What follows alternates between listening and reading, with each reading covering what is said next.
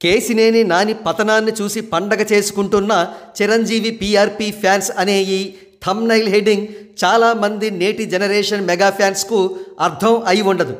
ఈ స్టోరీ అర్థం చేసుకోవాలంటే 15 సంవత్సరాలు ఫ్లాష్ బ్యాక్లోకి వెళదాం.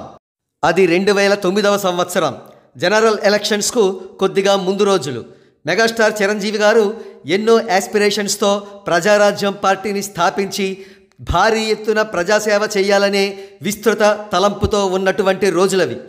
కానీ దురదృష్టవశాత్తు అప్పట్లో కోవట్టుల రూపంలో విధి వక్రించింది. టీడీపీ నుండి కొంతమంది కోవట్టుల పీఆర్పీలోకి ప్రవేశించారు. వారి ఏకైక లక్ష్యం పీఆర్పీలో ఉంటూ చిరంజీవి గారికి విధేయులుగా ఉంటూ పార్టీ మీద విషం చిమ్మి తిరిగి టీడీపీలోకి వెళ్ళిపోవడం అన్నమాట. ఈ కోవట్టుల్లో ఒక వ్యక్తి కేసినేని నాని కాగా రెండవ వ్యక్తి పరకాల ప్రభాకర్. ఇందులో పరకాల ప్రభాకర్ భార్య అయినటువంటి కేంద్ర ఆర్థిక మంత్రి నిర్మలా సీతారామన్ గారు ఈయన యొక్క డిఫరెంట్ క్యారెక్టర్ను గమనించి ఈయనకు దూరం ఉంటూ వచ్చారు. ఆనాటి నుండి ఈయన డిప్రెషన్లో ఉన్నారనే టాక్ ఒకటి ఉంది.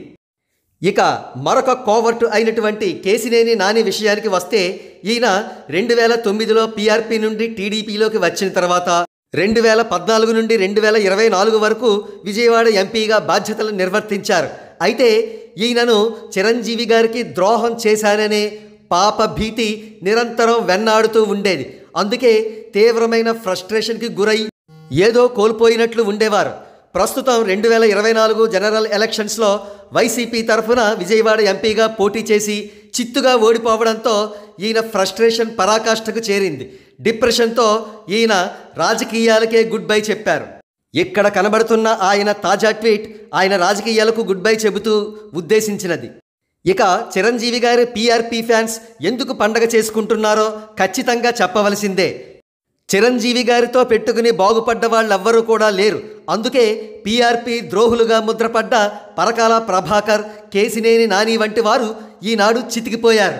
ఒక ప్రక్క వారు వృత్తిపరంగా పతనం చెంది ఉంటే మరో ప్రక్క చిరంజీవి గారు India's second highest civilian award Padma Vibhushan award అందుకుని చిద్విలాసంగా కింగ్లా బ్రతుకుతున్నారు. అందుకే పెద్దలు ఏనాడో అన్నారు, చెరపకురా చెడేవు అని.